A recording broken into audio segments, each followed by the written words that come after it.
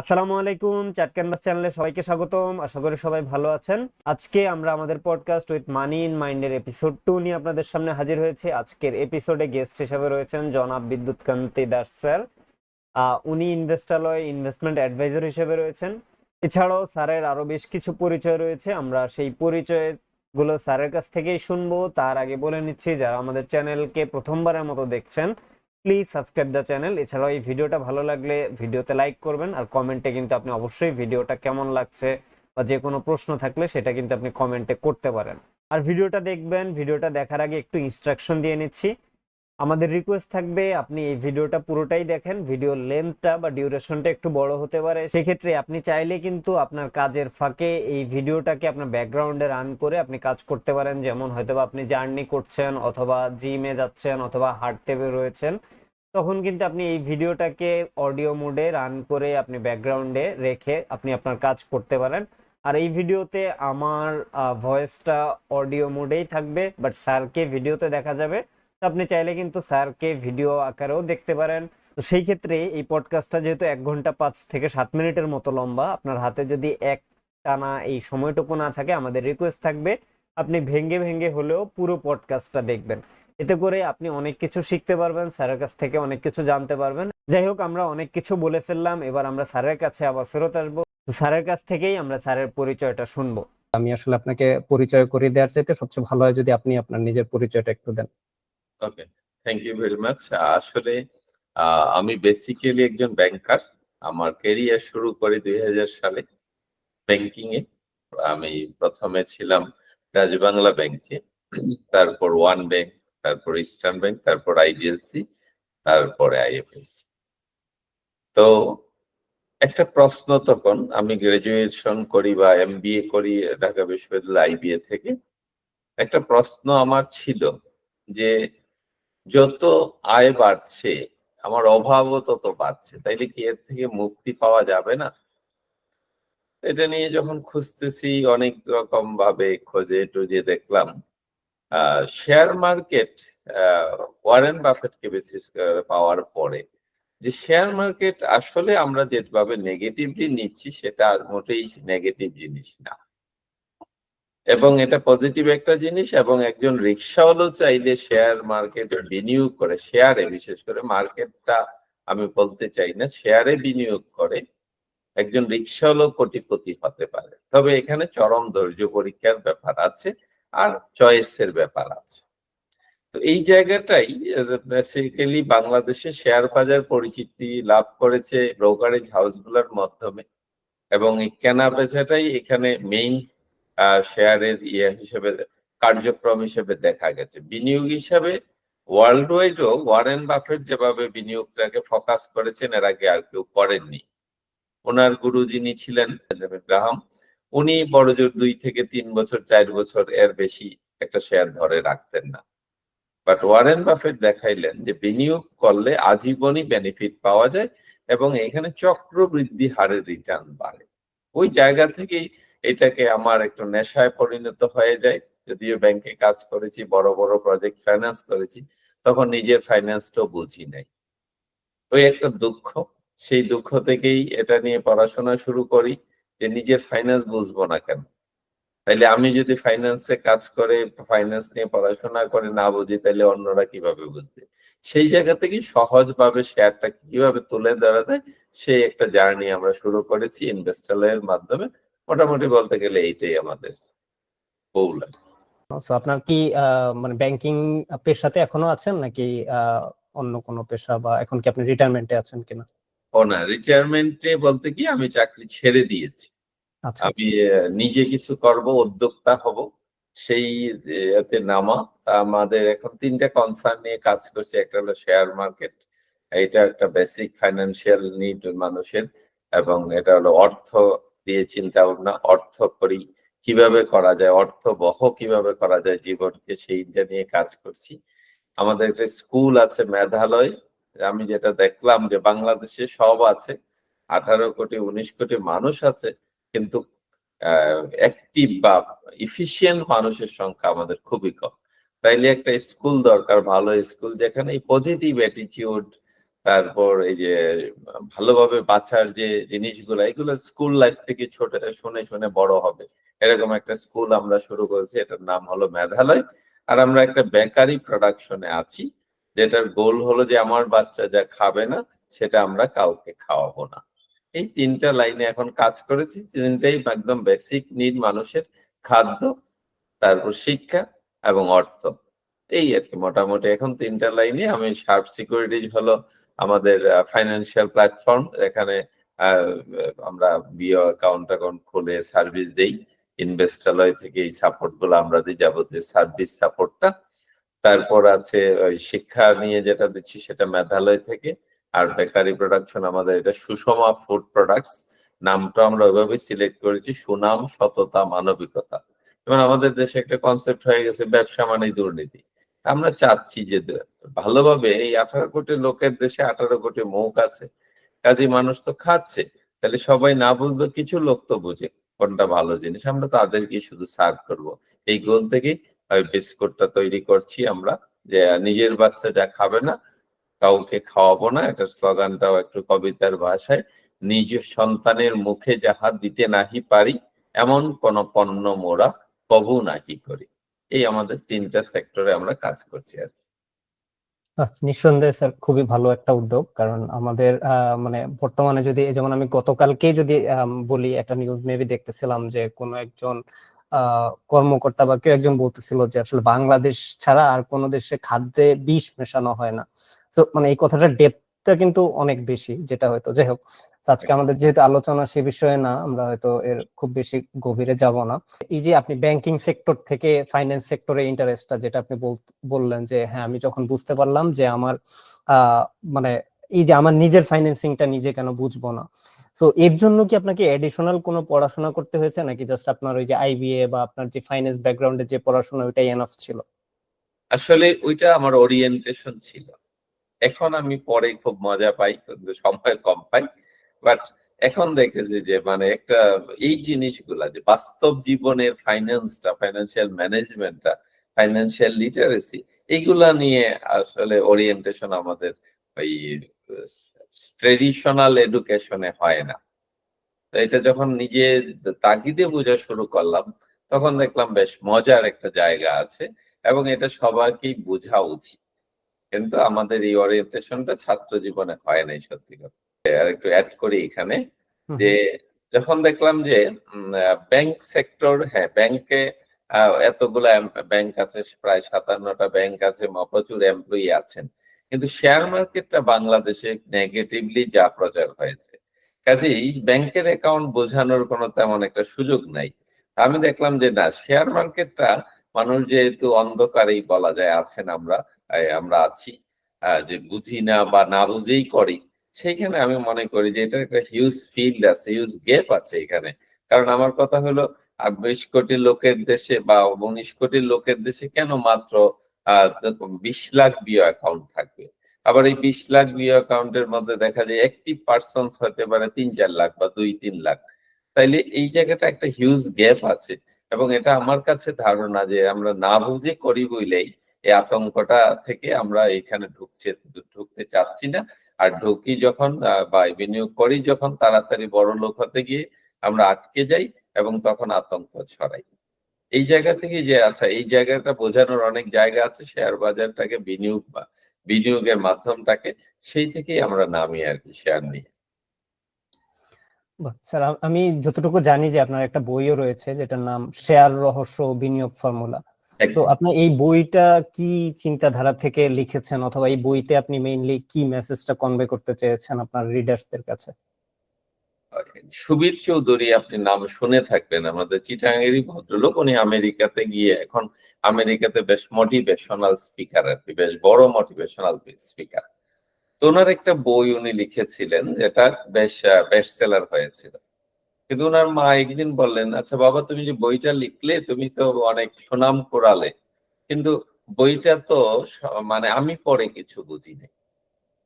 ওই কথাটা ওই সুবীর চৌধুরী ভদ্রলোকের বেশ ভালো লাগলো, যে হ্যাঁ ঠিক তো, আমার মাও তো আমার একজন রিডার হতে পারে। সেখান থেকে উনি একটা ওই বইটাকে আবার সহজ করে লিখলেন। যে না একদম সহজ একটা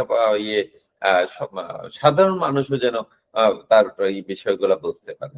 এবং পরে দেখা গেল তার ওই সহজ বইটা আহ, আরো বেশি চললো।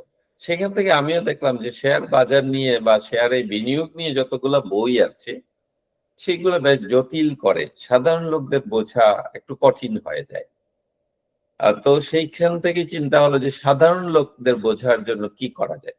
আবার আমি দেখলাম ওয়ারেন বাফেটও বলেছেন যে সাধারণ নলেজ থাকলে, কোনো পাস না থাকলেও একটা লোক ভালো বিনিয়োগকারী, যেটাকে বলা হয় ভ্যালু ইনভেস্টর হতে পারেন। তাই কিন্তু ভ্যালু ইনভেস্টর হতে গেলে তাকে তো বেসিক কনসেপ্টটা ভালো থাকতে হবে। সেই প্রয়োজনটা ফিল করলাম যে আমাদের বইগুলা একটু জটিল, সাধারণ লোকদের বোঝার জন্য কঠিন হবে।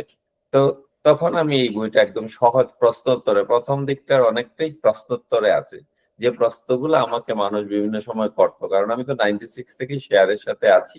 আর যখন আইডিএলসি তে জয়েন করলাম 2009 সালে, তখন তো পুরোপুরি একদম অ্যাক্টিভ ছিলাম শেয়ার বাজারের সাথে। এই যে প্রশ্নগুলা মানুষ শেয়ার নিয়ে করতো, সাধারণ মানুষেরা, সেইগুলোর উত্তরই প্রশ্নোত্তরে টাইপের করে আমি এই বইটাতে ইনক্লুড করেছি।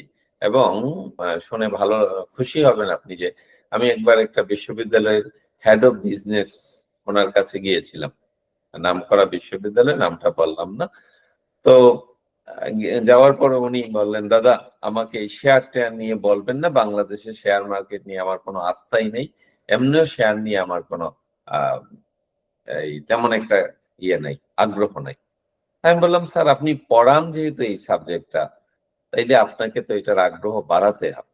এবং আমি মনে করি আপনি না জেনেই দূরে আছেন, আপনি একটু আমার বইটা পড়বেন। আর আমি একটু ব্রিফ দিয়ে আসলাম ওই দিন। তারপর উনি বইটা পড়ে আমাকে একটা কথা বলেছিলেন, যেটা আসলে একটা বিশাল কমপ্লিমেন্ট আমার জন্য, যে দাদা আপনার বইটা আমি থরলি পড়েছি, এবং এই বইটা আমাদের সরকারের উচিত 9-10 থেকে পাঠ্য করে দেওয়া উচিত। কারণ এই ফাইন্যান্সিয়াল ম্যানেজমেন্ট না জানলে আমরা যতই ইনকাম করি আমাদের অভাব বুঝবে না। আসলে ঠিক, আমিও তো 5টা ব্যাংকে চাকরি করলাম, আয় বেড়েছে, সাথে দেখি ব্যয় আরো বেড়েছে। কাজেই অভাব গুছানোর জন্য একটু বেসিক ফাইন্যান্সিয়াল লিটারেসি খুবই দরকার। এবং সেইটা আমি মনে করি এই বইটা যদি কেউ ভালোভাবে পড়েন, এই বেসিক লিটারেসি, আমার মনে হয় আর কোথাও যাওয়া লাগবে না। কেউ যদি কিনতে চান তাহলে তারা কোথায় পাবে বইটা একটু যদি বলে দিতেন। আমি একটা গোল নিয়েছিলাম যে 1 লক্ষ লোকের হাতে বইটা পৌঁছে দিব। তো আমি যেটা বের করেছিলাম সেই বইটাতে প্রথমে বা এখন পর্যন্ত কোন রকম প্রাইস রাখি নাই, যে বইটা আগে পড়েন, ভালো লাগলে পরে প্রাইস শুভেচ্ছা মূল্য দিলে দিবেন, সেটা দিয়ে আমরা আরো বই ছাপাবো, আমরা আরো ডিস্ট্রিবিউট করব। এরপরে একজন স্যার আছেন, লাইব্রেরি একটা, ওনার একটা লাইব্রেরি আছে মালঞ্চ নামে সিলেটে, লাইব্রেরি বলতে বুক স্টল আর কি। তো এই বুক স্টলের উনি আবার অনেকগুলা বইয়ের অনুবাদক, প্রায় 150 বইয়ের অনুবাদক, লতিফ স্যার। উনি একটা ইউনিভার্সিটিরও ট্রেজারারও ছিলেন এক সময়। তো উনি বললেন, দাদা আপনার বইটা আমি পরে, আমারও পরে ভালো লাগছে, আপনি এই বইটা আমি রকমারি থেকে বের করে দিই যাতে আরো বেশি লোক পেতে পারে। আমি বললাম ঠিক আছে করে দেন, মানুষ যেভাবে পায় সেটাই ভালো। কাজেই আমাদের 2টা ফর্মে আছে, একটা সরাসরি আমাদের কাছে পাওয়া যাচ্ছে, আবার রকমারিতেও পাওয়া যাচ্ছে, রকমারি.com। একই বই, যাক, কাভার গুলা একটু ভিন্ন আছে। আচ্ছা আচ্ছা। যাক, আশা করি আমাদের অডিয়েন্সের মধ্যে কেউ যদি চান তাহলে রকমারি অথবা ইনভেস্টরের সাথে যোগাযোগ করে তারা বইটা কালেক্ট করে নেবেন। একদম ঠিক ঠিক। আমাদের আমাদের যে কপিটা সেটা একটা, এই বইটা আমি দেখাচ্ছি, আহ সবুজ কাভারের বই, এবং সাথে আছে ওই যে গাছের ছবি, টাকার গাছ আর কি। তা আমি কেন এটা দিলাম, যে আমি মনে করি শেয়ার হলো টাকার গাছ, একবার লাগালে, একটু দেখে শুনে লাগাতে পারলে সারা জীবন রিটার্ন আসে। এবং যে কাজটা আমি করি নাই কিন্তু অনেকগুলা অনেক মেধাবী লোকে করেছেন, কথার কথা মনে করেন আমরা ব্র্যাক ব্যাংক নিয়ে যদি বলি, ব্র্যাক ব্যাংক ফজলে হাসান আবেদ স্যার এটার উদ্যোক্তা, উনি এটাকে করেছেন, এটাকে একটা জায়গায় নিয়ে এসেছেন, এখন আবার বিকাশের সাথে যুক্ত হয়েছে। কাজে আমরা তার একটা ম্যাচিউরড টাইমে যুক্ত হতে পারছি এই শেয়ারের মাধ্যমে, এবং এটার অংশীদার হতে পারছি। এর চেয়ে ভালো সুযোগ হতে পারে না। ওই যে টাকাটা, মানে ব্র্যাক ব্যাংকটা টাকার গাছ, আমরা ওই গাছের একটা অংশ কিনে রাখলাম, এবং এই কিনে রাখতে পারলে আমাদের সারা জীবন এটা থেকে রিটার্ন আসবে, যতদিন এই কোম্পানিটা ভালো থাকে। স্যার এবার যদি আমরা জাস্ট একটু আবার আপনার পার্সোনাল কিছু ব্যাপারে আসি, সেটা হলো যে আপনার ইনভেস্টমেন্ট স্টাইল এন্ড আপনার থেকে আমরা কিছু লেসন নেওয়ার যদি চেষ্টা করি, সো আপনি আপনার ইনভেস্টমেন্ট স্টাইলটাকে কিভাবে ডেসক্রাইব করবেন? চমৎকার প্রশ্ন করেছেন। এটা অনেকেই জানতে চান যে আমি কিভাবে বিনিয়োগ করি। আসলে এক সময় আমি ছিলাম জাস্ট ট্রেডারও এরকম না যে প্রতিদিন তাকাইয়ে থাকতাম। আমি একটু বলতে পারেন অলস প্রকৃতিরও বলতে পারেন, যে অত তাড়াহুড়া করি না কিছু নিয়ে।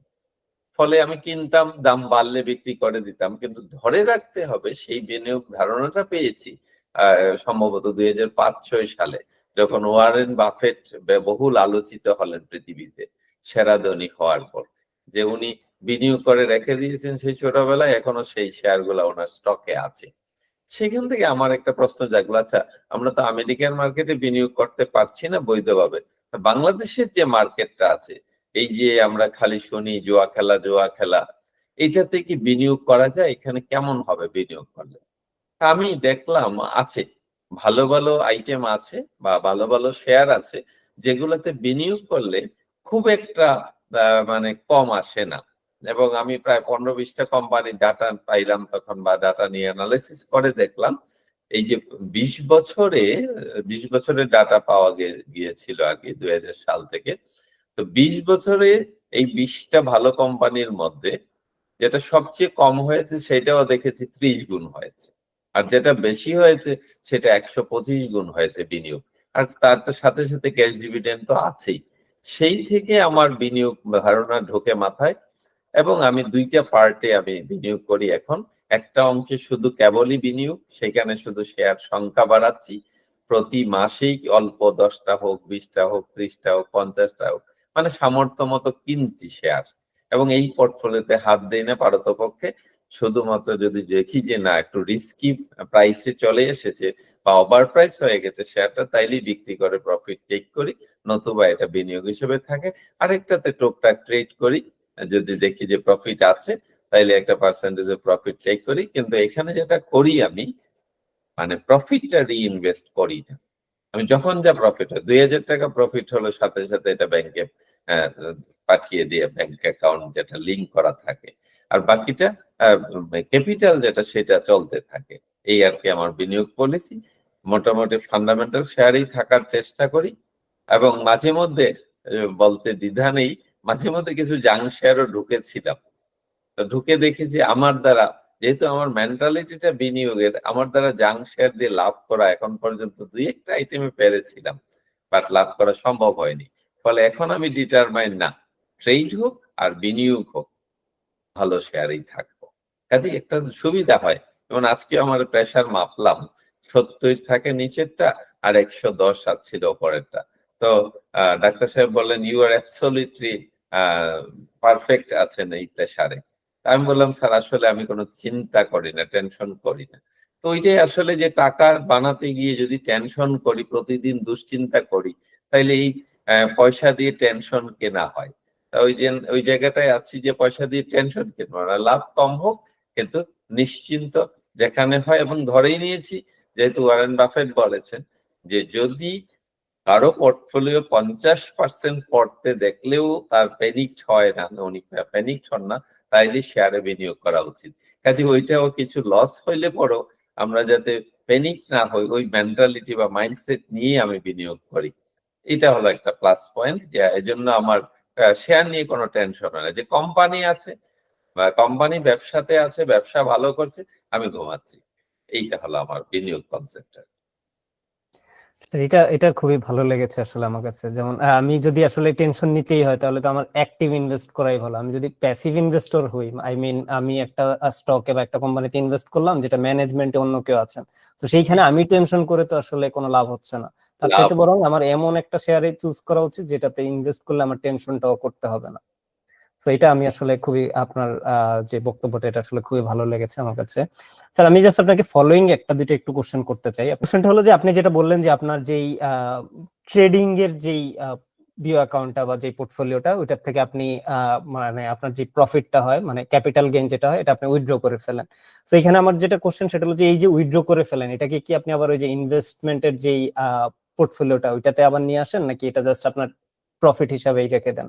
ইনভেস্টমেন্ট যেটা আমরা ভুল করি সাধারণত, যে এই বছর মনে করেন আজকে হাতে 10,000 টাকা পাইলাম, বিনিয়োগ করে ফেললাম, কালকে 30,000 পাইলাম, বিনিয়োগ করলাম। এইভাবে করলে কি হয়, আসলে আমি কত টাকা কতদিনের জন্য খাটালাম সেই রিটার্নটার হিসাব পাওয়া যায় না। তো আমার হিসাব হলো যে আমি এই বছর 10 লাখ টাকা বিনিয়োগ করব, এই 10 লাখ টাকা থেকে এক বছরে আমি কত প্রফিট পাইলাম, তাইলে আমার প্রফিটেবিলিটিটা এখানে দেখতে পারি।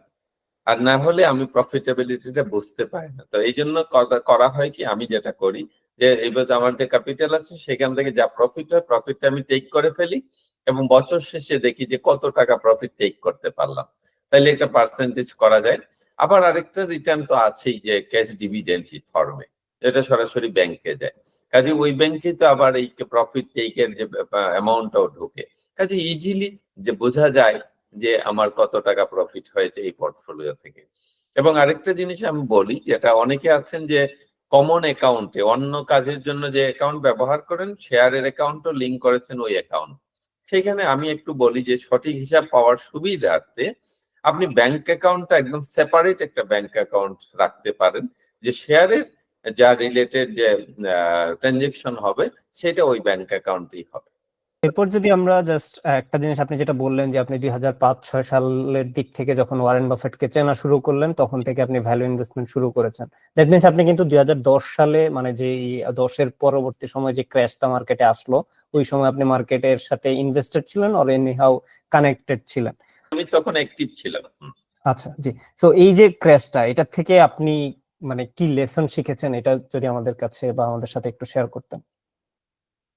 যেটা হয়েছে কি, মনে করেন বিনিয়োগ যেটা ছিল, আমি 9 সালে আমার মেয়ে জন্মায়, তখন আমি একটা বিনিয়োগ করেছিলাম জাস্ট 3,12,000 টাকার মেয়ের বিয়ের জন্য। আমার 2-3 জায়গায় অ্যাকাউন্ট আছে বলতে গেলে। তো ওই 3,12,000 টাকার আমি যেটা ট্রেড করি ওইখান থেকে আমি যথেষ্ট প্রফিট তুলে ফেলছিলাম, ফলে ওইখানে কোনো আমার লস ছিল না। যে লসটা ছিল হয়েছে 10-এর পরে, সেটা ছিল প্রফিটের লস, বাট আমার ক্যাপিটাল লস ছিল না কোনো। আর ওই যে 3,12,000 যেটা লং টার্ম ইনভেস্টমেন্ট করেছিলাম 13-14 সালে, সেটার ভ্যালু কিন্তু কমতে কমতে 3,12,000 টাকার পোর্টফোলিও 80,000 টাকায় নেমে গিয়েছিল। কিন্তু আমি ধরি নাই ও পোর্টফোলিওতে, এটা মেয়ের বিয়ের সময় খুঁজবো। এখনো সেই পোর্টফোলিওটা আছে এবং এটা আমার ক্রাইসিস, মানে মেয়ের বিয়ের জন্যই রাখা আর কি, সত্যি কথা। যে এখানে আমি দেখলাম গত 9 সাল থেকে এখন 25 সাল, মানে 16 বছরে আমার ডিভিডেন্ড ইনকাম হয়েছে প্রায় 5.5 লাখ টাকা। এখন ভ্যালু যথেষ্টই ভালো আছে কম্পারেটিভলি। তো এটা হয়তো আরো অনেক ভালো হবে। কিন্তু যদি ওই আমি 80,000 টাকায় প্যানিকড হয়ে বিক্রি করে দিতাম, আমি কিন্তু 80,000 টাকাই পেতাম, আর কিছু পাইতাম না। হয়তো কিছু ক্যাশ ডিভিডেন্ড ততদিনে এসেছিল। কাজে বিনিয়োগ আসলে লং টার্মে করলে এটার চিন্তা বা এটা প্রতিদিন দেখে দেখে প্যানিকড হওয়ার জায়গা নেই, সত্যি কথা। এটা দাম কমতেই পারে, দাম বাড়ে, এটা শুধু বাংলাদেশের মার্কেটে হয় তা না, সারা ওয়ার্ল্ডেই ঘটে। আমি যে অনেকগুলা হিস্ট্রি দেখলাম অনেকগুলা মার্কেটেরই, এটা সারা ওয়ার্ল্ডেই হয়।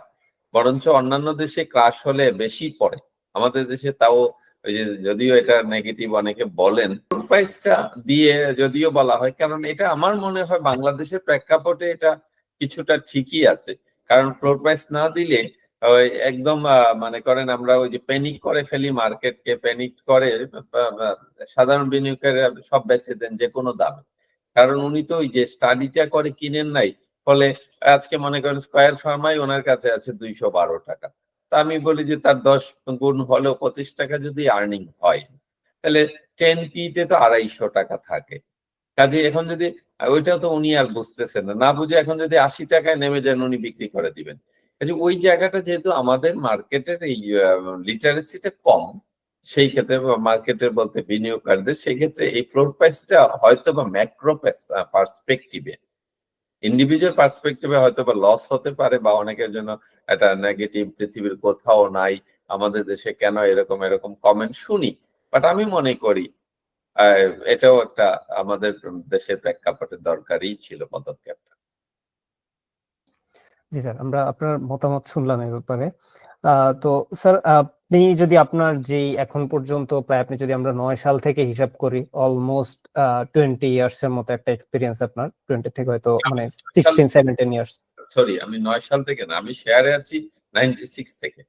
ও আচ্ছা, তাহলে তো স্যার আপনার প্রায় 30 বছরের একটা এক্সপিরিয়েন্স। তো এই আপনার এই লম্বা জার্নি থেকে আপনি যদি আমাদেরকে আপনার একটা বিগ মিস্টেক, যে মিস্টেকটা আপনি করেছেন এবং ওইটার থেকে একটা বড় শিক্ষা নিয়ে হয়তো বা আপনার হতে পারে যে আপনার মানে থিঙ্কিং স্টাইল চেঞ্জ হয়ে গেছে বা এরকম কিছু, সেরকম কোনো বিগ মিস্টেক যদি আমাদের সাথে একটু শেয়ার করতেন। শেয়ার নিয়ে আমার তেমন একটা বিগ মিস্টেক আমি মনে করি না, বাট একটা বিগ মিস্টেক আমার হলো, ব্যাংকে যখন ছিলাম আমি খুব বিলাসী লাইফ লিড করতাম। আমি গাড়ির মডেল পাল্টাইছি 3 বার। এখানে ওয়ারেন বাফেটকে এখন আমি যেভাবে গুরু মানি, তখন আমার একটা নেগেটিভ ধারণা ছিল যে ইনকামই যদি করবো তাহলে একটু ভোগ না করলে কেমনে হয়। ফলে আমি অনেক লেভিশ লাইফ লিড করতাম তখন, এবং এটার কারণে আমার ইনকাম যা হতো তা খরচ হয়ে যেত। তারপর আমি যখন ওয়ারেন বাফেট ওনাকে জানলাম, আমি বেশ ভালো বিনিয়োগ করেছিলাম শেয়ারে। কিন্তু আমার একটা বিগ মিস্টেক বলতে কি, যখন আমি চাকরি ছাড়লাম, এটা আমার সবচেয়ে বড় দুর্ঘটনায় বলতে পারেন বা লার্নিং বলতে পারি। দুর্ঘটনা, আমি আসলে খুব পজিটিভ মানুষ, দুর্ঘটনা বলবো না, এটা আমার একটা লার্নিং। এবং সেই লার্নিং থেকে আমি এত অ্যাক্টিভ হয়েছে শেয়ার নিয়ে, যেটা হলো আমার যখন চাকরিতে ছিলাম আমি হোম লোন এবং কার লোন নিলাম, এটার অ্যামাউন্ট ছিল 1 কোটি টাকার উপরে। পাশাপাশি আমি শেয়ারও বিনিয়োগ করেছি, যে বোনাস গুলো আছে, বেশ ভালো পরিমাণ শেয়ারই ছিল আমার। তো যদি ওই শেয়ারটা ধরে রাখতে পারতাম, আমার এখন মাসে ইনকাম থাকতো অ্যাভারেজে 2 লাখ টাকা ডিভিডেন্ড ইনকাম। তো যখন ওই চাকরি ছাড়লাম, এই যে 1 কোটি 1.25 কোটি টাকা লোন, এটার কিস্তি চাকরি অবস্থায় ছিল অনলি 56,000 টাকা পার মান্থ। কিন্তু চাকরি ছাড়ার পরে এই কিস্তিটা ইন্টারেস্ট রেট বেড়ে গেল, 4% থেকে এটা 12% কনভার্ট হয়ে গেল। ফলে আমার কিস্তি দাঁড়ায় গেল তখন 1,16,000 টাকা পার মান্থ। এদিকে চাকরি নাই, কিন্তু মাসে মাসে 1,16,000 টাকা পে করতে হয়েছে। আমার ফ্ল্যাটটা বিক্রি করার সিদ্ধান্ত নিলাম, কিন্তু 5 বছর লাগলো আমার বিক্রি করতে, কারণ আমি একটু বোকার মতো বড় ফ্ল্যাট কিনেছিলাম। ওই ফ্ল্যাট 2340 স্কোয়ার ফিটের, যেটা বিক্রি করার মতো গ্রাহক বা কেনার মতো গ্রাহক কম ছিল তখন মার্কেটে। তো এই কিছু সাফারিংস থেকে বেশ বড় লার্নিং হয়, যে আসলে ওই যে ভোগের যে ব্যাপারটা, সেটা থেকেও কিছু কারেকশন আসে। ভোগ আসলে আমাকে আমার বাড়িতে থেকে ভোগ করতে হবে তা না, আমার ইনকাম বাড়িয়ে ভোগ করতে আমার তো আপত্তি নেই। কিন্তু এখান থেকে যে শিক্ষাটা পাই, যে ক্যাপিটাল ভেঙে ভোগ করা নয়, ক্যাপিটাল যদি থাকে এটাকে ইনটেক রেখে দিয়ে এটার ইনকাম বাড়াতে হবে। এটাকে আমরা যেটা প্যাসিভ ইনকাম বলি, এটাই হতে পারে যে প্যাসিভ ইনকাম যত বেশি হবে আপনি তত ভোগ বেশি করতে পারবেন, এবং আপনার এই ভোগটা আজীবন থাকবে। আর ক্যাপিটাল ভাঙ্গে করলে পরে ইনকাম লেভেল একজনের পার্সোনালি যে ইনকাম থাকে, সেটা যে কোনো সময় ক্ষতিগ্রস্ত হতে পারে। আপনি ব্যবসা করলে ব্যবসা ফল করতে পারে, আপনি চাকরি করলে চাকরিতে কোনো ঝামেলা হতে পারে, চাকরি চলেও যেতে পারে। সেই তখনও যাতে আমার এই ভোগটা বাধাগ্রস্ত না হয়, এই জন্য আমাদেরকে প্যাসিভ ইনকাম বাড়াতে হবে। তার জন্য কি করতে হবে, অ্যাক্টিভ ভোগটা। আমি মনে করেন আজকে 1 লাখ টাকা ইনকাম করি, আমি 1 লাখ টাকায় ভোগ করতে পারি, আমি 80,000 টাকা ভোগ করব, 20,000 টাকা আমি ইনভেস্ট করব বা বিনিয়োগ করব, যাতে এই 20,000 থেকে এক সময় যে প্যাসিভ ইনকাম তৈরি হবে, সেটা যেন আমার ভোগটা, আমার অ্যাক্টিভ ইনকাম বন্ধ হয়ে গেল, ভোগটা দুর্ভোগে পরিণত না হয়, সেই জন্যই আমাদেরকে বিনিয়োগ করতে হবে। আপনার কাছ থেকে একটা ওপিনিয়ন চাই, সেটা হলো যে রিটেল ইনভেস্টরদের আসলে কিভাবে ইনভেস্ট করা উচিত বলে আপনি মনে করেন? সেটা হলো কি যে কোনো একটা স্টকের বটম খোঁজা উচিত, নাকি সে মানে ডলার কস্ট অ্যাভারেজিং বা প্রতি মাসে মাসে, যেটা অনেকে এসআইপি বলে থাকেন, যদিও এটা এসআইপি না, যাই হোক, সো ডলার কস্ট অ্যাভারেজিং করবেন নাকি একটা স্টকের বটম খোঁজার চেষ্টা করবেন? কোনটা করা উচিত বলে আপনি মনে করেন? আসলে শেয়ার মার্কেটে বটম বলে কোনো কথা হয় না। শেয়ার মার্কেটে 2টা পার্ট। তো শেয়ার বিনিয়োগ যদি বলি, 2টা পার্ট। একটা হলো ট্রেডের পার্ট, ডিমান্ড সাপ্লাইয়ের খেলা হয় এখানে। এই ডিমান্ড সাপ্লাইটাকে আর্টিফিশিয়ালি ইনফ্লুয়েন্স করা যায়। আর বিনিয়োগের সময় আমরা কি করব, 2টা ভাবে। বিনিয়োগের সময় যেটা করব, তার লজিক্যাল প্রাইস আমরা খুঁজবো। বটম বলে আসলে কোনো কথা নাই, আপনি যে কোনো শেয়ারকে যে কোনো প্রাইসে নামাই দিতে পারেন। বাংলাদেশের মার্কেট ছোট, এবং এটা করা আরো সহজ। ফলে আপনি দেখবেন লজিক্যাল প্রাইস, যেমন মনে করেন পি আছে কত। তো এইসব দেখার আগে প্রথমে দেখতে হবে একটা কোম্পানির গুডউইল আছে কিনা। কারণ আপনার পি যে দেখবেন, পিটা দেখবেন কোথায়? তার অ্যাকাউন্টস থেকে। অ্যাকাউন্টস এর পি মানে কি? Price by earning.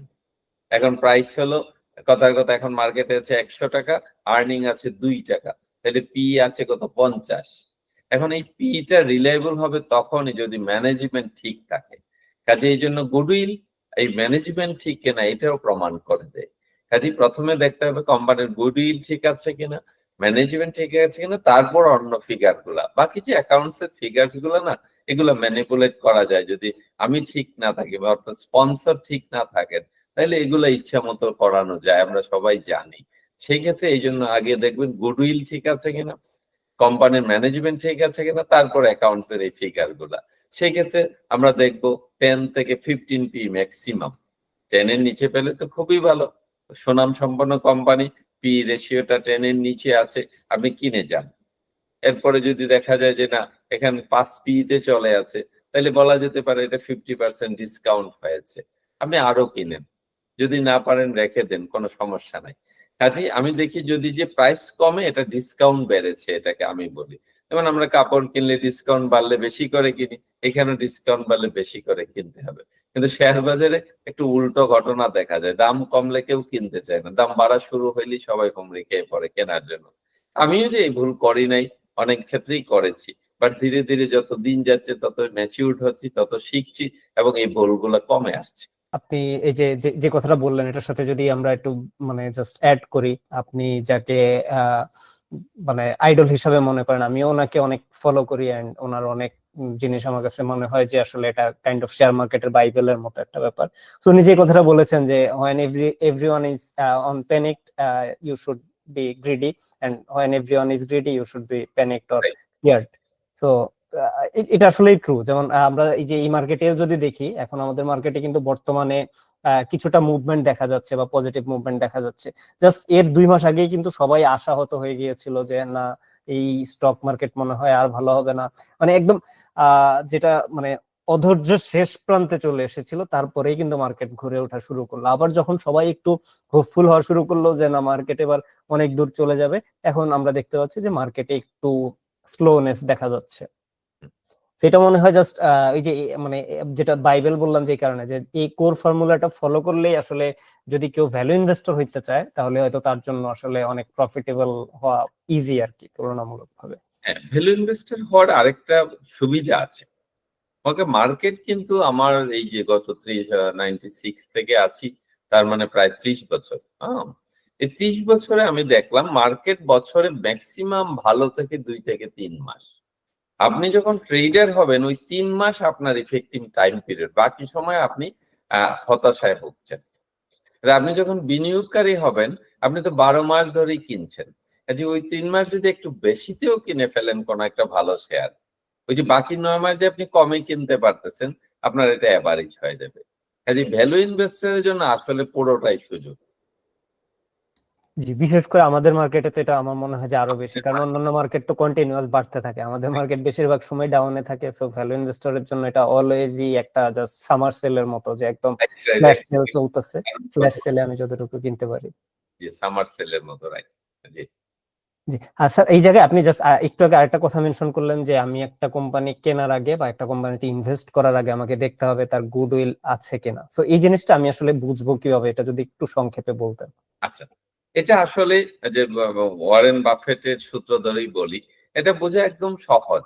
আপনি তার প্রোডাক্ট, আমরা গাছ চিনি কিভাবে? আম গাছে আমই হয়।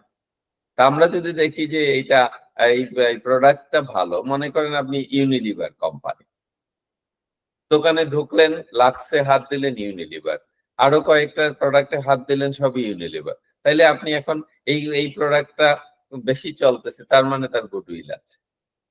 আর প্রোডাক্টে যাদের গুডউইল আছে তারা ব্যবসার দিকেই তাকায়, অন্যদিকে তেমন একটা তাকান না।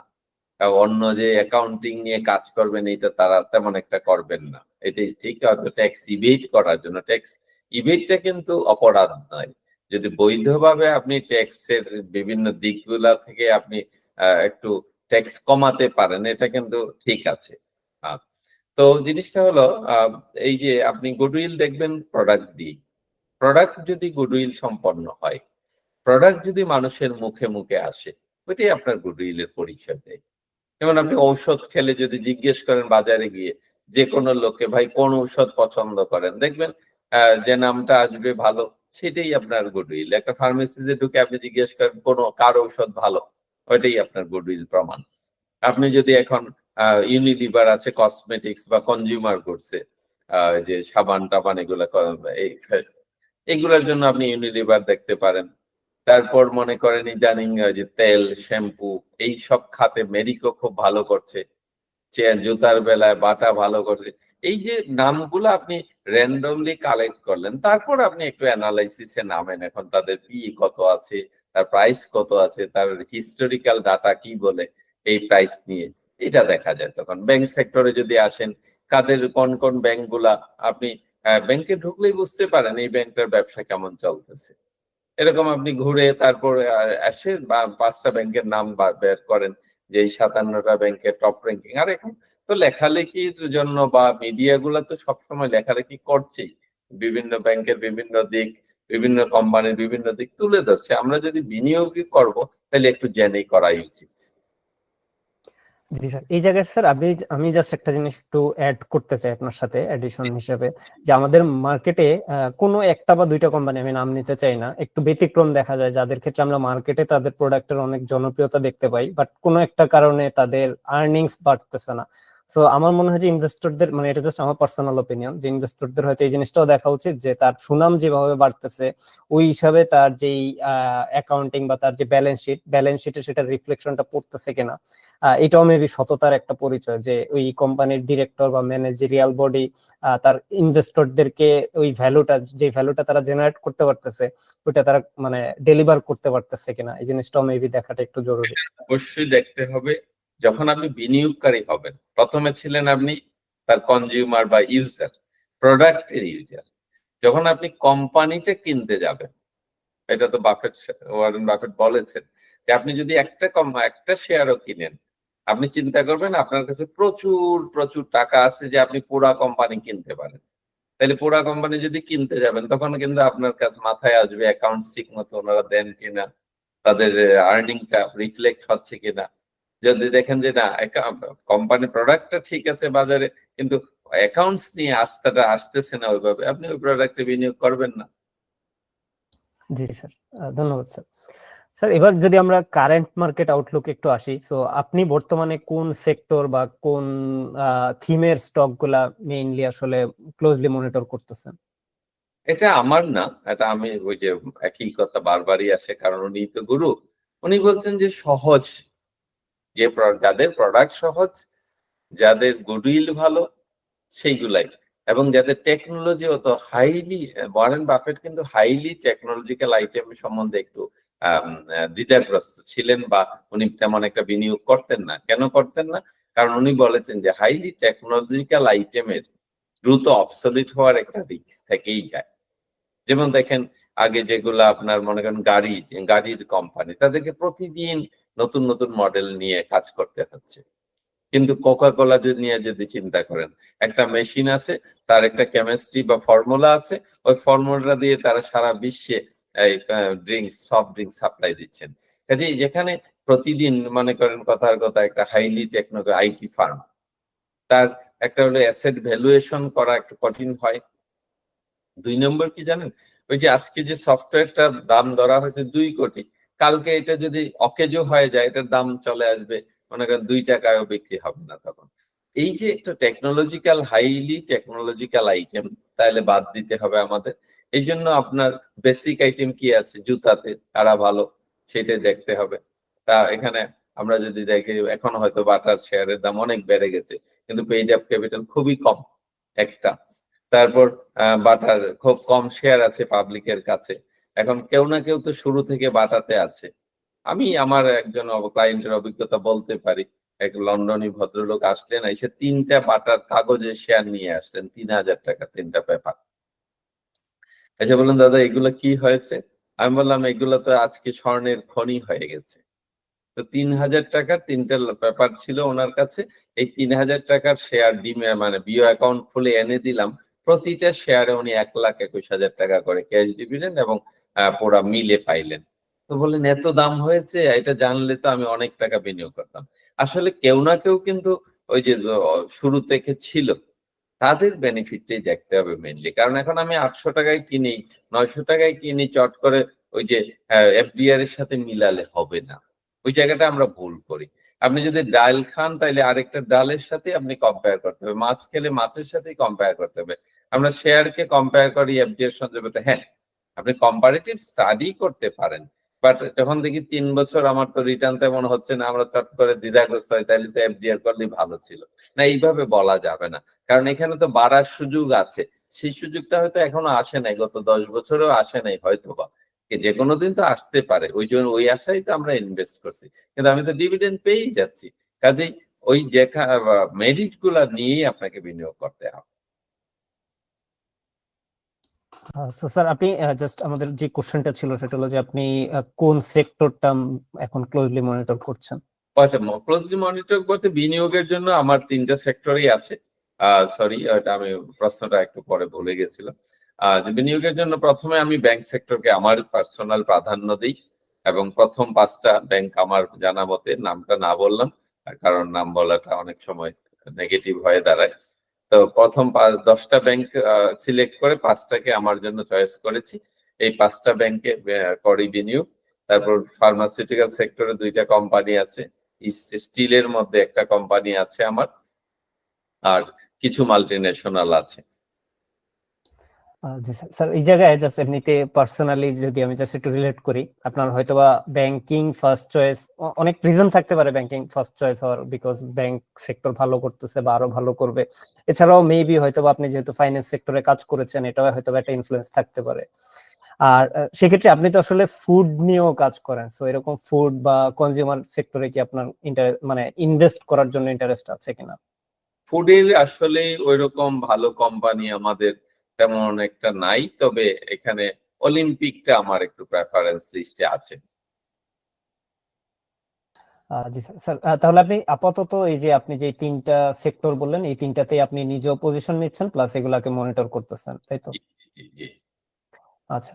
আর এবার যদি আপনি তো মোটামুটি আপনি নিজে অনেক কিছু শিখলেন, অনেক কিছু এক্সপিরিয়েন্স থেকে শিখলেন, অনেক কিছু পড়াশোনা করে শিখলেন এবং জব করে শিখলেন, মানে আপনার কিন্তু লার্নিং এর 3টা পার্সপেক্টিভ আছে। সো ওই জায়গা থেকে আমি যতটুকু জানি যে আপনি এখন একই সাথে একজন এডুকেটর হিসেবে বর্তমানে কাজ করতেছেন। সো কেউ যদি আপনার কাছ থেকে শিখতে চায়, তাহলে আসলে কোথায় আপনার কাছ থেকে শিখতে পারবে? হ্যাঁ, আমরা তো ওই যে ইউটিউব চ্যানেল ইনভেস্টালয়, ফেসবুকে আছে, আমাদের পোস্ট যাচ্ছে রেগুলার। তারপর এমনি তো পার্সোনালি কেউ যদি আগ্রহ প্রকাশ করেন, আমরা আছি। তবে আপনার এখানে একটু মডিফিকেশন দেই যে আমি এডুকেটর না, আমি আসলে আমার লার্নিংটা শেয়ার করি।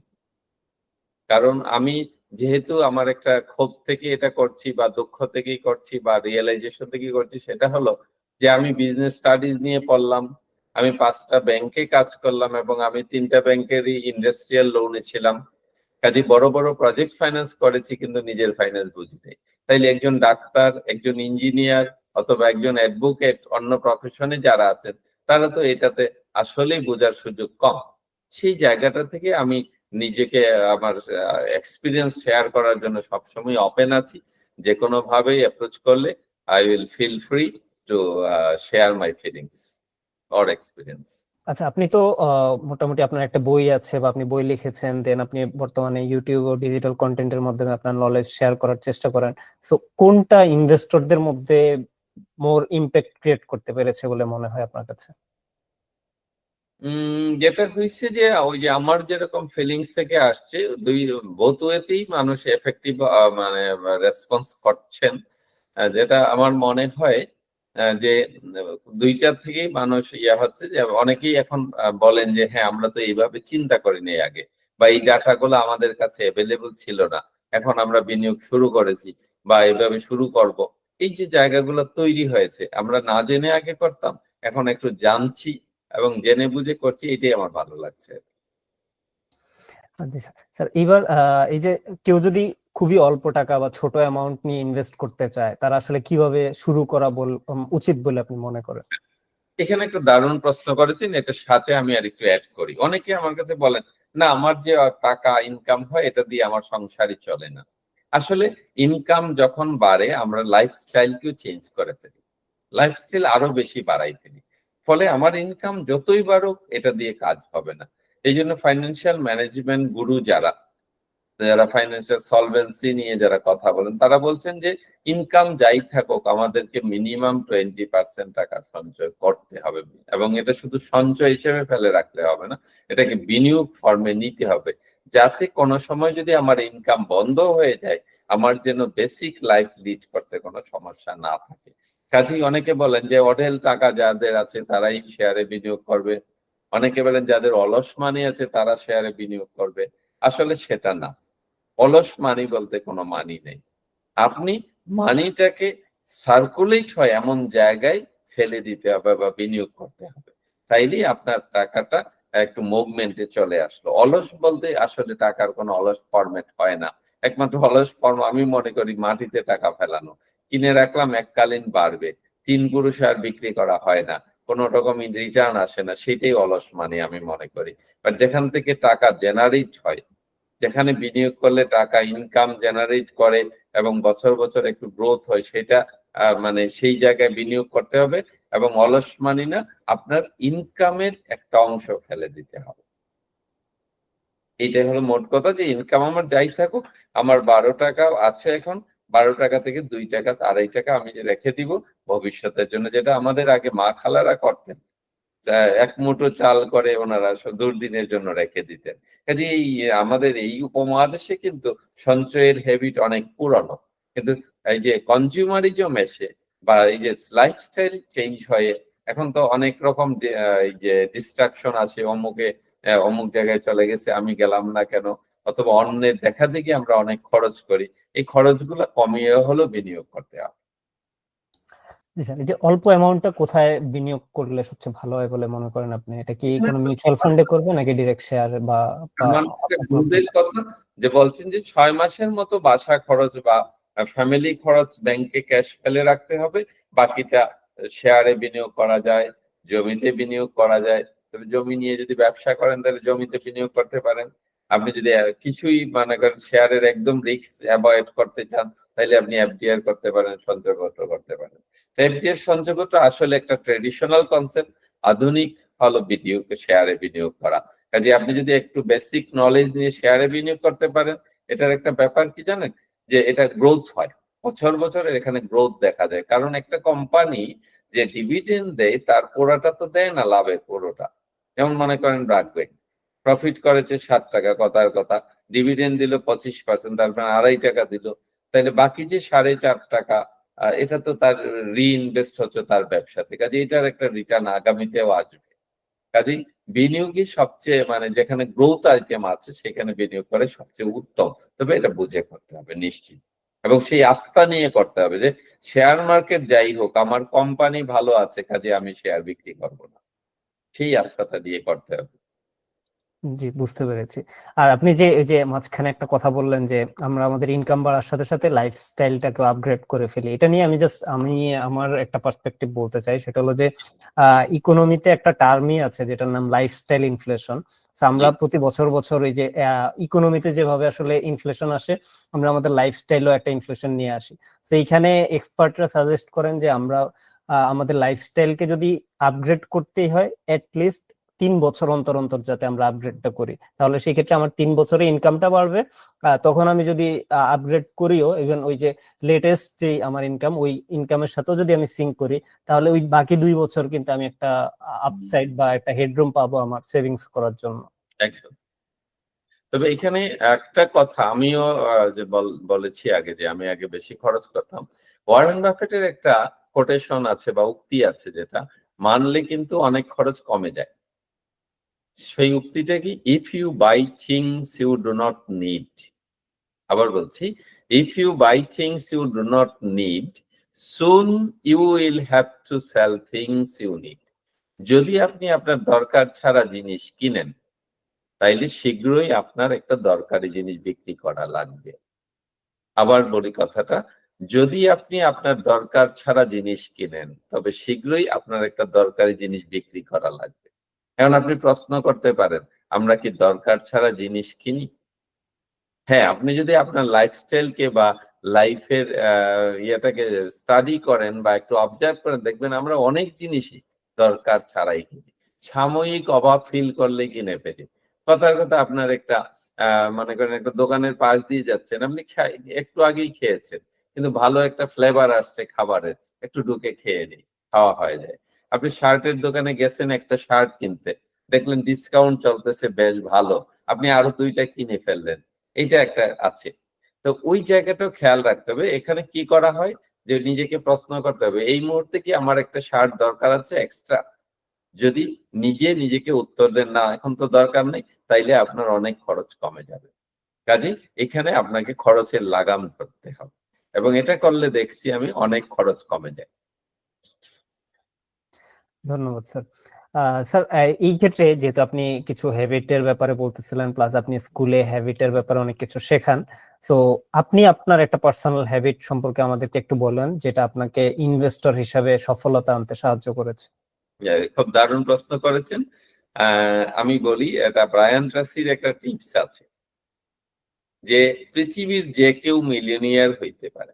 এমনকি ইনকাম না করেও পারে। সেটা কিভাবে? যে তুমি তোমার খরচগুলো ১ ইউনিট করে কমিয়ে ফেলো। এখন আমি এই যে আজকে আমি একটু আগে ২ বার ঘুরলাম যে জায়গাটাতে অন্য সময় হলে আমি ৳২০, ৳২০, ৳৪০ নিতাম। খরচ করতাম রিক্সায়। কাছেই, বাট এই রিক্সা চলো। কিন্তু আজকে কিন্তু আমি ২ বারই হেঁটে গেলাম এবং এই ৳৪০ দিয়ে আমি শেয়ার কিনবো। কাজেই এইভাবে আমি যেটা এখন করি, মনে করেন কাপড় কিনতে গেলে আগে কিনতাম কি ৳১৫০০ নিয়ে গেলে ৳২,০০০ টা কিনতাম। ৳৪,০০০ নিয়ে গেলে ৳৫,০০০ টা কিনতাম। তখন যুক্তি দেখাতাম কি আচ্ছা এই শার্ট তো আর ডেইলি কিনবো না, একটু ভালো দেখেই কিনে ফেলি। এখন ডিসকাউন্ট যখন কাপড় কেনার প্রয়োজন পড়ে আগে খুঁজি কোথায় ডিসকাউন্ট চলছে। তারপর দেখি এটা কিনলে হয়তো আচ্ছা এটা অত খারাপ না। একটা রেঞ্জ কমে কিনি। দেখা যাচ্ছে ভালো টাকা সেভ হয় এবং এটা আমি শেয়ারে বিনিয়োগ করি এবং সত্যি বলতে কি আ গত ৩-৪ বছরে চাকরি ছাড়ার পরে এটা শুরু হয়েছে। যখন ইনকাম বেশি ছিল তখন আমার এই সেভিংসটা ছিল না। কিন্তু এখন আমার এই সেভিংসটা হয়েছে। আমি প্রতি মাসেই কিছু টাকা সেভ করতে পারছি এখন। ধন্যবাদ স্যার। খুবই ভালো একটা হ্যাবিট বা একটা আপনার আইডিয়া শেয়ার করেছেন। আর নেক্সট আপনার কাছে যে কোশ্চেনটা থাকবে সেটা হলো যে ডাউন মার্কেটে ইনভেস্টরদের বা যারা বিগিনার রয়েছে তাদের আসলে কি এভয়েড করা উচিত বলে আপনি মনে করেন? আসলে ইনভেস্টরের জন্য তো ডাউন মার্কেট একটা সুযোগ। এভয়েড করার কিছুই নাই আসলে। তখন পারলে বিনিয়োগ বাড়াতে হবে। এখন বিনিয়োগ করলেন আপনি ডাউন মার্কেট মনে করে, তারপর আরো পড়ে যাবে, পড়তেই পারে। ওই যে আপনি দেখলেন, একটা ট্রেন্ড দেখলেন, আপনি তার পি রেশিওটা দেখলেন। এখন মনে করেন ৮ পি তে কিনেছেন, কেনার পরে এটা ৬ পি তে নেমে গেছে। কথার কথা মনে করেন ১০ পি থাকলে লজিক্যাল বলি আমরা। তাহলে ১০ পি তে যদি ৳১০০ হয়, এখন দামটা ৮০ পি তে ৳৮০ নেমে গেল। তার মানে ৳২০ ডিসকাউন্টে পেলাম। টাকা ওই যে ২০% করে আমরা জমাচ্ছি ওই টাকা দিয়ে এটা কিনবো আরো এভারেজও হবে। আবার দাম বাড়লে আমি কিনা বন্ধ করে দিব। কাজে ডাউন মার্কেটটা ভ্যালু ইনভেস্টর এর জন্য একটা সুযোগ। যেমন আ সম্ভবত ১৯৮৭ সালে কোকা কোলার ব্যবসা একটু ডাউন হয়েছিল এবং তখন ওয়ার্ল্ড মার্কেটও ওয়াল স্ট্রিটের শেয়ার মার্কেটও একটা বেশ ক্রাশ হয়েছিল। ওই বছর ওয়ারেন বাফেট $1 বিলিয়ন ইনভেস্ট করেছিলেন কোকের শেয়ারে। কারণ উনি জানতেন কোকের এই লস দীর্ঘদিন থাকবে না। কাজেই ওই জায়গাটা যে আস্থার ব্যাপারটা, মেইন কথা আস্থা, মেইন কথা মাইন্ডসেট। যদি মাইন্ডসেট থাকে, আস্থা থাকে, আপনি শেয়ার মার্কেটে লস করার কোনো সুযোগ নাই আমি বলব। বাজার কমছে কমুক, আমি তো স্বর্ণ কিনলাম। ৫ ভরি স্বর্ণ আমার ঘরে আছে। আমি তো ডেইলি দাম দর করি না। আমি একটা ফ্ল্যাট কিনলাম, আমি তো ডেইলি দাম দর করি না। শেয়ার মার্কেটের নেগেটিভ সাইডটা কি জানেন? প্রতিদিন একটা পোর্টফোলিও হাতে চলে আসে। আর এখানে ওই লাল ফিগারে সব মাইনাস গুলো দেখাইতে থাকে, যা আমাকে প্যানিক করে। আমি পোর্টফোলিওই দেখি না আসলে। বিনিয়োগ পোর্টফোলিও যেটা আছে, আমি হয়তো ১ মাসও খুলে দেখি না কি হইছে এখানে। তো এইরকম আপনাকে মাইন্ডসেটটা ঠিক করতে হবে। এটা আমার লং টার্ম, এটা আমার মিড টার্ম, এটা আমার শর্ট টার্ম বিনিয়োগ। আপনি যেটা বললেন যে পোর্টফোলিও না দেখায়, এটা আমি একটা গল্প বা কাইন্ড অফ একটা ছোট স্টোরি দিয়ে কানেক্ট করতে পারি খুব ভালো। সেটা হলো যে কোনো মানে কেউ একজন কোথাও বলেছিল, আমার আসলে মনে নাই কে বলেছে, সেটা হলো যে লাইক আপনাকে কেউ যদি বলে যে এখন গ্রামীণ ফোনের মতো একটা কোম্পানিতে আমাকে কেউ একজন অফার দিল যে আমি 1 লক্ষ টাকা ইনভেস্ট করতে পারবো এবং তারা যা প্রফিট করে ওটার একটা ভাগ আমি পাবো বা একটা প্রফিটের একটা পোর্শন আমি পাবো, আমি হয়তো বা ইনভেস্ট করব। বাট ওই কোম্পানিটাই যখন শেয়ার মার্কেটে চলে আসে তখন দেখা যায় যে আমরা ওই যে প্রাইসের ফ্ল্যাকচুয়েশনের কারণে আর ইনভেস্ট করতে চাই না। সো আই থিঙ্ক ওই যে এইভাবে যদি আমরা চিন্তা করি যে শেয়ার মার্কেটের একটা শেয়ারে ইনভেস্ট করতেছি না, আমরা গ্রামীণ ফোন কোম্পানিটাতে ইনভেস্ট করতেছি, যেটা হয়তো আমাদেরকেও মানে ডাউন মার্কেটে শান্ত থাকার জন্য হেল্প করতে পারে। একদম, এটা তো বলাই আছে, behind every stock there is a company, look what the company does. দেখতে হবে কোম্পানিটা কি করে এবং আপনি কত টাকায় সেই শেয়ারটা কিনছেন, কত টাকার জিনিস কত টাকায় কিনছেন সেটা। যেমন আজকে একটা কোম্পানি প্রায় 100 টাকার কাছাকাছি একটা শেয়ার আছে, তার আর্নিং আছে -3 টাকা গত 9 মাসে, আর এনএবি আছে 2 টাকা। কিন্তু এটা হয়তো এখন 100-র কাছাকাছি, এটা 200 যেতে পারে, বাট সেটা আমরা লাখের উপর আমাদেরকে ছেড়ে দিচ্ছি। বাট আমি কেন আমার লাখটাকে নিয়ে আমি ছিনিবিনি খেলবো? আমি যদি নিজে না জানি তাইলে তো আমি ঠকার সম্ভাবনায় থাকে। কারণ মনে করেন এটা 200 টাকায় উঠে গেল দামটা, কাজে এটার মেরিটে এটা একসময় 13 টাকায় ছিল। কাজে আবার যখন 13 টাকায় নামে, আমি 200 টাকায় না উঠলে আমি খুব খুশি হচ্ছি। কিন্তু 200 টাকা থেকে যদি 13 টাকায় নামে, নামাটা কিন্তু লজিক্যাল। কারণ তার এনএবি এখন 2 টাকা এবং আর্নিং মাইনাস। প্লাস হয়ে যেতে পারে। প্লাস হলেই তখন বিবেচনা করব। কাজেই ওই যে লাখের কাছে ছেড়ে দিলে হঠাৎ রাজা পরের দিন ফকির। এই সুযোগটাও, এই যে কথাটাও মাথায় নিয়ে লাখ নিতে পারেন। আমরা সবসময় যে এত হিসাব নিকাশ করে দেখবো তা না। তবে সেই সময় আমাকে প্রস্তুত থাকতে হবে, হ্যাঁ, আমার টাকা অর্ধেক হলে আমি কোনো টেনশন করব না। জি স্যার, ধন্যবাদ। স্যার আমরা এখন জাস্ট একটা র্যাপিড ফায়ার সেশন আপনার সাথে করব, যেটা হলো যে আপনাকে কিছু কোশ্চেন করব, সেটা আপনি একদম এক কথায় উত্তর দিবেন আর কি, এবং খুবই শর্ট। জি। তো প্রথম প্রশ্নটা হলো যে বর্তমানে বাংলাদেশে আপনার সবচেয়ে ফেভারিট স্টক কোনটা? আমি এখন যেটা বলবো যে আমার লং টার্মের শেয়ারে তো আছেই কিছু। এখন আমি ব্যাংকে আছি। এটাকে সাজেশনও নয়, কোনো কিছু না, জাস্ট আমার পছন্দ। আমি পূবালী ব্যাংকে এখন একটু ফোকাস করছি বেশি। আর ব্র্যাক ব্যাংকে ছিলাম, বাট ব্র্যাকের দামটা একটু বেড়ে গেছে, তো এই মুহূর্তে ব্র্যাকটা কিনছি না, হয়তো আরেকটু কমে পেলে কিনবো। জি, বুঝতে পেরেছি। ব্র্যাকটা স্যার একটা পছন্দের, জি এখানে একটু অ্যাড করি, ব্র্যাকটা আমার পছন্দের কারণ ব্র্যাকের বিকাশের কারণে ব্র্যাকের একটা হিউজ ইনভেস্টমেন্ট আছে, বিদেশি বিনিয়োগকারীদের অনেক বড় একটা ইনভেস্টমেন্ট আছে ব্র্যাকে। কার বিকাশ যেহেতু এখন প্রায় তাদের 7 কোটি গ্রাহক, এই যে একটা বিশাল অঙ্ক, তারা বিশাল মার্কেট তারা ধরে নিয়েছেন। এটা ব্র্যাককে আমার ধারণা ভবিষ্যতে অনেক দূর নিয়ে যাবে। কাজে এটা একটা সাধারণ লজিক থেকে আমি কথাটা বলছি, কোনো অ্যানালাইসিস থেকে নয়। কাজে এটা কোনো প্ররোচনা নয়। এগুলা এখন আবার কথা বলতে ভয় করে যে উনি বলছিলেন এই জন্য এটা আমরা কিনছি। এটা আমি কোনো সাজেশন না, যে আমি পছন্দ করি এটা বলছি, ব্যক্তিগত পছন্দ। জি, আমরা ডিসক্লেমার হিসেবে বলতে চাই, আমরা র্যাপিড ফায়ারে যে কোশ্চেন গুলো ওনাকে করতেছি, উনি সেটা সম্পূর্ণ ওনার পার্সোনাল ওপিনিয়নটা বা উনি পার্সোনালি কি করছেন সেটার উত্তরই দিবে। এটা দেখে কেউ প্রভাবিত হয়ে কোনো স্টক বাই বা সেল করার কোনো মানেই হয় না আসলে। একদম, এইটা একটু সবাইকে মাথায় রাখতে হবে। জি স্যার, নেক্সট যে কোশ্চেনটা সেটা হলো যে এমন একটা স্টক যেটা আপনি আর্লি সেল করে দিয়েছেন অথবা কিনেন নাই, মানে মিস করেছেন, এটার জন্য আপনার রিগ্রেট হয়, এরকম কোনো শেয়ার কি আছে আপনার এক্সপিরিয়েন্স থেকে? না, আমার আসলে রিগ্রেট হয় না। আমি যেটা মনে করেন, বাজারে সব মাছ আমি খাবো না। আমি 12 টাকায় কিনেছি, 25 টাকায় বেচে দিয়েছি, আমি তো লাভই করেছি। আরেকজন যে 25 টাকায় কিনেছে সেও তো লাভ করতে হবে। এবং একদম সব যে সময় যে শেয়ার মার্কেটে পারফেক্টলি আপনি ক্লিক করবেন, এটা আশা করা ঠিকও না। কারণ এখানে হাজার হাজার ফ্যাক্টর, শেয়ার মার্কেটে ফ্যাক্টরস কিন্তু সারা ওয়ার্ল্ড ব্যাপী যত কিছু ঘটে, যে কোনো কিছু তাকে এফেক্ট করতে পারে। কাজে এখানে আমি মনে করি আমার টার্গেট লাভ হলে আমি বিক্রি করে প্রফিট তুলে ফেলবো, এটাই হওয়া উচিত ট্রেডের পলিসি। জি, ধন্যবাদ। আর আপনি একটা বই বা ডকুমেন্টারি অথবা যে কোনো কিছু যেইটা পড়ে আপনার ইনভেস্টিং মাইন্ডসেটটা বেটার হয়েছে, এরকম কোনো একটা কিছু মেনশন করতে চান কিনা? বই বা যে কোনো স্পেসিফিক্যালি কিছু। ওইরকম সিঙ্গেল কোনো বুক নিয়ে বলার না। আমি ওয়ারেন বাফেটের যতগুলা বই পাই চেষ্টা করি পড়ার, এবং ওইখান থেকেই গ্রাজুয়ালি আমার এই কনসেপ্ট গুলা বিল্ড আপ হচ্ছে। কোনো সিঙ্গেল বুক এই মুহূর্তে রেফারেন্স হিসেবে আমি বলতে পারছি না। আপনার কোনো ফেভারিট কোটেশন অথবা বিলিফ আছে যেটা আপনাকে আহ, নিজেকে ইমপ্রুভ করতে সাহায্য করছে? ওই যে বলছি, একসময় যেহেতু বিলাসী ছিলাম আর লেভিশলি খরচ করতাম, এখন আমার favourite quotation, if you buy things you do not need, soon you will have to sell things you need. Sir, আপনি যদি ফাইন্যান্স সেক্টরে না আসতেন তাহলে আপনি কোন সেক্টরে যেতেন বা কোন সেক্টরে গেলে ভালো হতো বলে মনে করেন আপনি, বা আপনার আপনার কোনটাতে ইন্টারেস্ট আছে? ফাইন্যান্স সেক্টরে না গেলে বিজনেস, যে কোনো বিজনেসে থাকতে হবে, কারণ বিজনেস থেকে টাকার জন্ম হয়।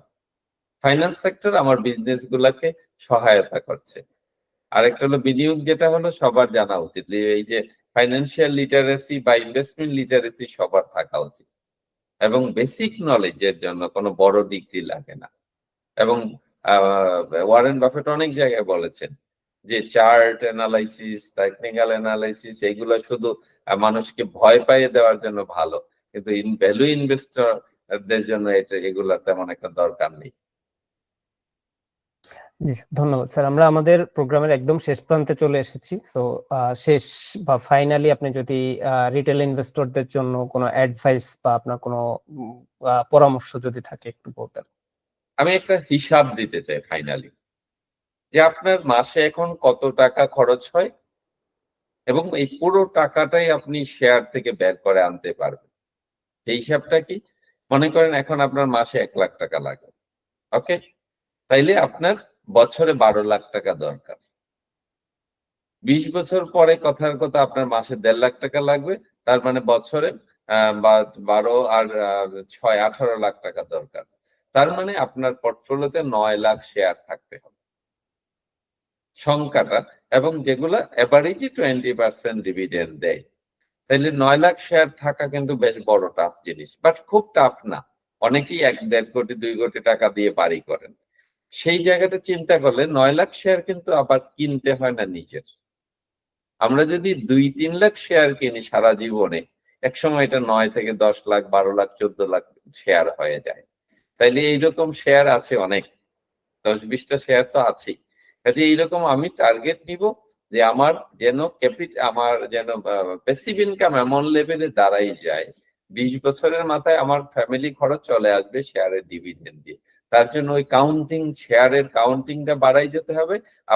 আমরা সবাই টার্গেট নিতে পারি, কেউ 1 লাখ শেয়ার কিনবো 20 বছরে, কেউ 2 লাখ শেয়ার কিনবো 20 বছরে, কেউ 3 লাখ শেয়ার কিনবো 20 বছরে।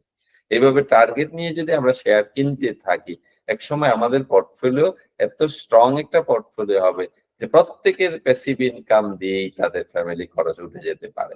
সেই জায়গায় ওই যে ধৈর্যটা, হ্যাঁ, আরেকটু কথা আমি এড করি শেষের দিকে।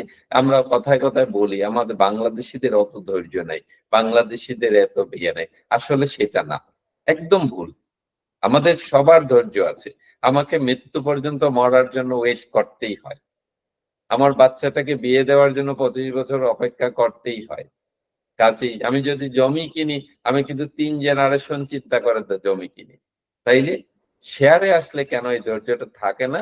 কারণ শেয়ারের কনসেপ্টে ঢুকে গেছে 3 দিন পরে বিক্রি করে দেওয়া যায়। কাজেই সেই কনসেপ্ট থেকে বের হয়ে মাইন্ডসেটটা নিতে হবে, শেয়ার মানে সব শেয়ার কেনাবেচা করার জন্য নয়। সাম শেয়ারস আর ফরএভার শেয়ারস, ওয়ারেন বাফেটের কথা।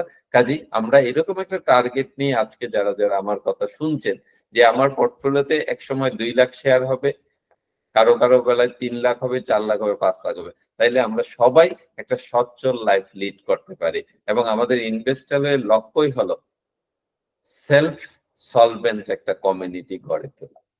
Late us help each other to become self solvent. ধন্যবাদ সবাইকে, ভালো শুভেচ্ছা জানাচ্ছি, ধন্যবাদ জানাচ্ছি। আবারও দেখা হবে হয়তো অন্য কোনো প্ল্যাটফর্মে। আজকে আপনি যদি বলেন তাহলে এখানে বিদায় নিতে পারি।